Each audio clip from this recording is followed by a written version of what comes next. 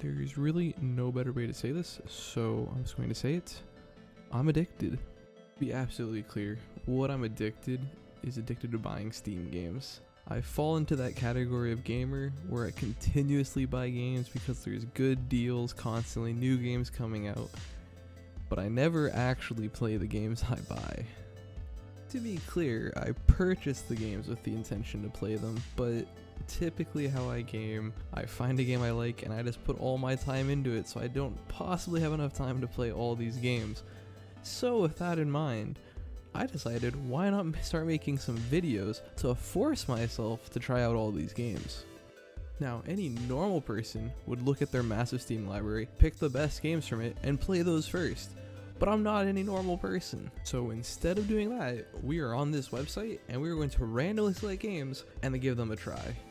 Now, while I have deliberately purchased a lot of very good games, my Steam library also includes a massive amount of trash picked up over the years from a variety of things. So if we randomly get one of those, we're not gonna have a good time, but that's more fun for you guys because you get to hear me complain. So let's random some games and see what's in this first video.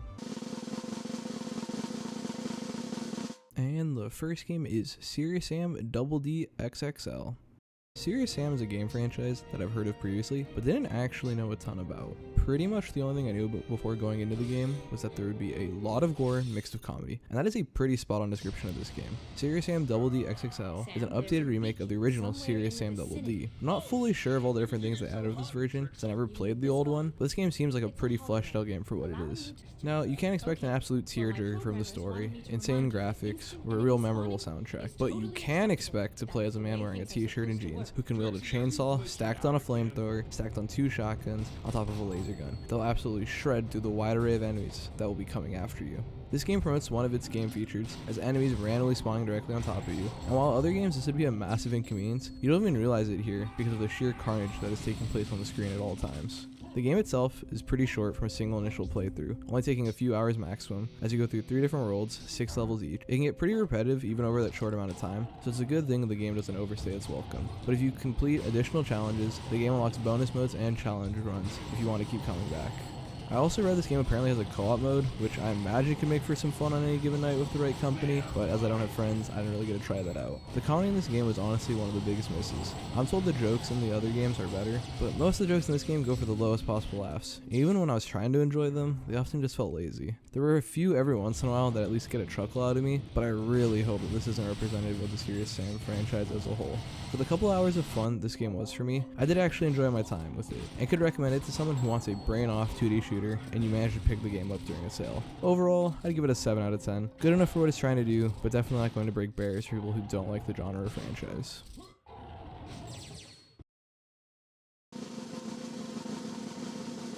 And the next game is The Long Dark. So this is a game I've seen in my Steam library for an insanely long time it feels, and I've always seen a bunch of my other friends playing it, but never felt the urge to play it myself. The Long Dark originally came out at the time of open world survival games being all the craze, which is probably why I ultimately stayed away from it for so long, as I don't really love walking around with no end goal in mind. I was immediately surprised to find out after opening the game that an episodic story mode does exist to satisfy my plot and goal oriented needs. The Long Dark is a beautiful game with insanely good sound design. While walking around the game, I constantly found myself looking around at every sound of a stick breaking or another footstep crunching against the snow. The Long Dark isn't a horror game, but you'll find yourself on edge at night, wondering if that sound you hear is a bunny hopping around or a wolf looking for a meal. My time spent with this game was exclusively on the story mode, and I know most people that play this game are going to spend double or triple that amount of time playing the survival mode. While having to survive against the elements of Mother Nature in this expansive, frozen wilderness is an interesting enough premise to draw me in, those exact same elements, while including a compelling plot with quests, exist in the game, so I personally didn't feel a real need to branch from the story mode.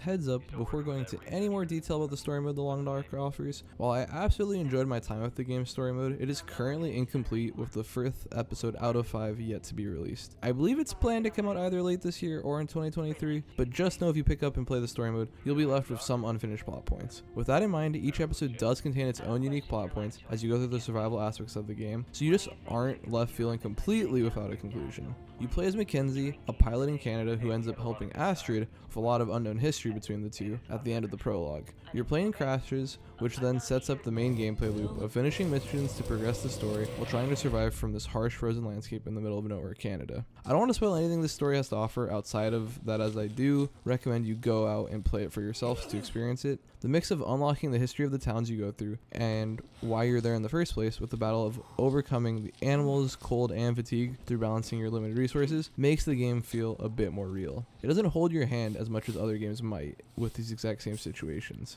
While survival games aren't usually my genre of choice, The Long Dark executes it so well that I would come back and play it again. There's a reason this game is as popular as it is, and it's definitely worth the time to play. I'd rate the game a 9 out of 10. Go play the story mode, or wait until it's fully released sometime in the future. The game is constantly on sale for insanely cheap, and you'll likely get dozens of hours of gameplay before even needing to look at the survival mode, if, like me, that's not your cup of tea.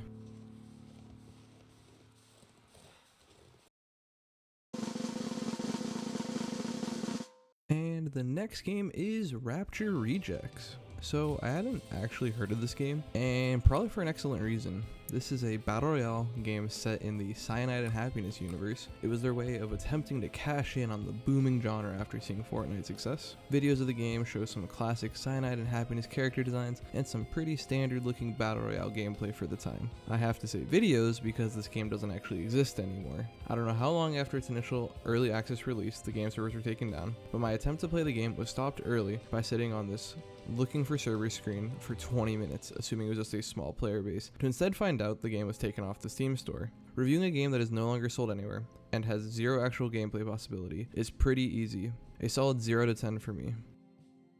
I do have to wonder if the game was any good at the start, since some reviews seem to indicate having fun with it, but alas, we'll never actually know. The next game is going to be Rise of Industry. Okay, I was not looking forward to playing this game. I haven't really been able to get into the management simulation games that focus on building an economic empire. Even the best of the genre just really isn't for me.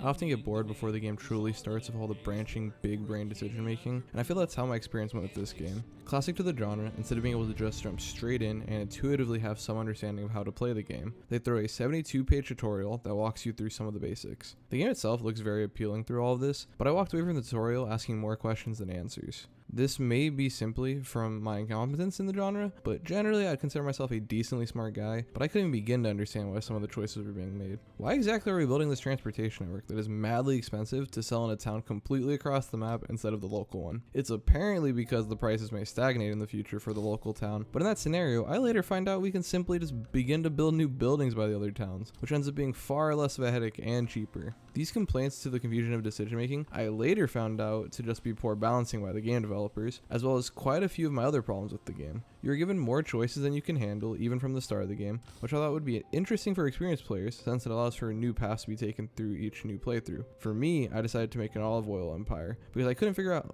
how to get my tree farms functioning until way later. Turned out I just hadn't connected to them to my headquarters, but for the life of me, I didn't see anything that indicated this until I clicked 3 tabs into one of my random buildings that I decided to make. My olive oil empire was in full swing, as it was one of my free research checks without even considering the consequences of all the upfront costs and low local demand of the product. These decisions would obviously later bite me in the back, alongside my transcontinental railroad to provide Smoover approved olive oil to the good people all across the world. Little did I know, the hundreds of thousands of dollars of costs with nearly no sales would eventually drown my company.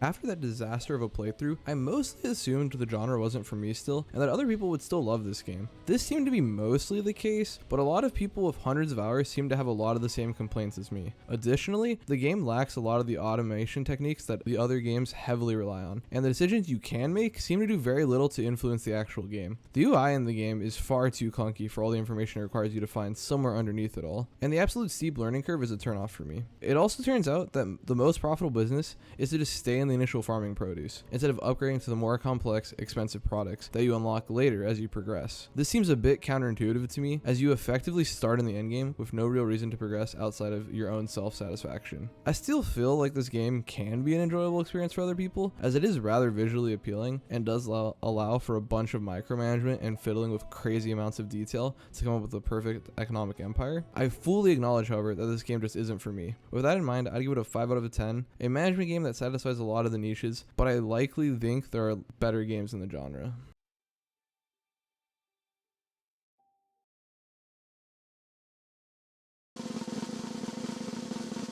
The next game is Due Process.